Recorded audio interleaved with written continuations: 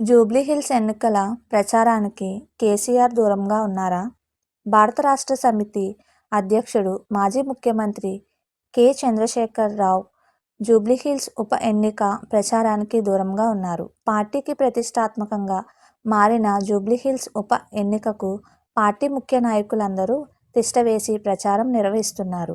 ఒక నియోజకవర్గానికి 2-3 లక్షల ఓట్లకు ప్రాతినిధ్యం వహించిన మాజీ మంత్రులు, ఎమ్మెల్యేలు, మాజీ ఎంపీలు, మాజీ ఎమ్మెల్యేలు ఈ ఎన్నికను ఎలాగైనా గెలుచుకోవాలనే ఉద్దేశంతో 2-3 వేల ఓట్లకు ఒకరు ఇన్ఛార్జిగా పనిచేస్తున్నారు. తమ స్థాయి తగ్గించుకుని అయినా పార్టీ ఇక్కడ గెలిస్తే భవిష్యత్ భరోసా ఉంటుంది, రాబోయే రోజుల్లో జరిగే ఎన్నికలకు ఉత్సాహం నింపుతుందనే ఉద్దేశంతో కష్టపడి పనిచేస్తున్నారు. కానీ పార్టీ అధినేత కేసీఆర్ ప్రచారానికి రాకపోవడంతో వారు నిరుత్సాహానికి గురి అయ్యారు. తాము ఎంత చెప్పినా కేసీఆర్ నోటి నుంచి వచ్చే మాటలు వేరని, ఇప్పటికే ఆయన ప్రధాన ప్రతిపక్ష నేతగా, పార్టీ అధ్యక్షుడిగా, మాజీ సీఎంగా ఉన్న ఆయనను ప్రజలు సీరియస్గా తీసుకుంటారని, పార్టీ వర్కింగ్ ప్రెసిడెంట్ ఇతరులు ఎంత చెప్పినా అంత సీరియస్గా ఓటర్లు చూడరని విశ్లేషిస్తున్నారు. ప్రత్యర్థులు హోరాహోరీ ప్రచారం చేస్తున్నారని గుర్తు చేస్తున్నారు. మాగంటి గోపీనాథ్సింగ్ ఎమ్మెల్యేగా ఉండి పోయారు.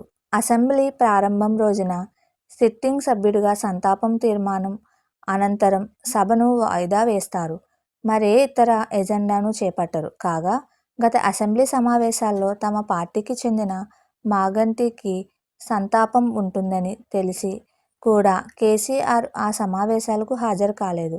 అసెంబ్లీలో జరిగే సొంత పార్టీ ఎమ్మెల్యే సంతాప సభకు కూడా కేసీఆర్ హాజరు కారా అంటూ విమర్శలు వ్యక్తమయ్యాయి. ప్రతిపక్ష నేతగా ఉండి ఎందుకు ఆ పదవిని వేరే ఎవరికైనా ఇవ్వచ్చు కదా అంటూ ప్రశ్నించారు. సొంత పార్టీ ఎమ్మెల్యేకి ఈ విధంగా వ్యవహరిస్తే ఎలా అంటూ అభ్యంతరం వ్యక్తమైంది. దీనిపై సర్ది చెప్పలేక పార్టీ ముఖ్య నేతలు కూడా ఇరకాటంలో పడ్డారు. సొంత పార్టీ ఎమ్మెల్యే చనిపోతే జరుగుతున్న ఉప ఎన్నికకు ఒక్కరోజు కూడా ప్రచారానికి రాకపోవడం దేనికి సంకేతాలు ఇస్తున్నారనే విమర్శలు సొంత పార్టీ నుంచి వ్యక్తమవుతున్నాయి. కేసీఆర్ ఆరోగ్యంపై రకరకాల ప్రచారాలు సోషల్ మీడియాలో జరుగుతున్న సందర్భంలో ఆయన ప్రచారానికి రాకపోవడంతో వాటికి మరింత బలం చేకూర్చినట్లుగా అవుతుందని రాజకీయ విశ్లేషకులు చెబుతున్నారు. బీఆర్ఎస్ పార్టీ అధికారంలో ఉన్న సమయంలో దుబ్బాక ఉప ఎన్నిక ప్రచారానికి కూడా కేసీఆర్ దూరంగా ఉన్నారు. అక్కడ ప్రచారం చేయలేదు. ఒక్క హరీష్ రావే ప్రచార బాధ్యతలు నిర్వర్తించారు. అక్కడ అతి తక్కువ మెజార్టీతో పార్టీ అభ్యర్థి ఓడిపోయాడు.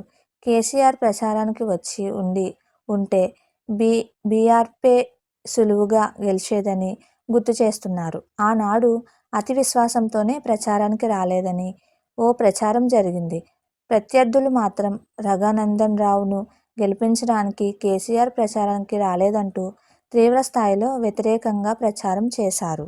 దుబ్బాక తర్వాత రెండో ఉప ఎన్నిక జూబ్లీహిల్స్ ప్రచారానికి కేసీఆర్ ఆరూరంగా ఉన్నారు. జూబ్లీహిల్స్లో పార్టీ గెలిస్తే ఓకే, కానీ తక్కువ మెజార్టీతో ఓడిపోతే మాత్రం కేసీఆర్పై మరింత తీవ్రస్థాయిలో విమర్శలు వ్యక్తమయ్యే అవకాశం ఉందని రాజకీయ విశ్లేషకులు చెబుతున్నారు. ఇప్పటికే ఫామ్ హౌస్ పరిమితమయ్యారని, ప్రతిపక్షంలో ఉన్నప్పుడు కూడా ప్రజలకు, పార్టీ నాయకులకు అందుబాటులో ఉండరా అంటూ ప్రశ్నిస్తున్నారు. పదవి ఉంటేనే ప్రజల్లో ఉంటారా అంటూ విమర్శలు చేస్తున్నారు. అయితే పార్టీలోని కొందరు మాత్రం మరో కోణంలో తమదైన విశ్లేషణను అందిస్తున్నారు.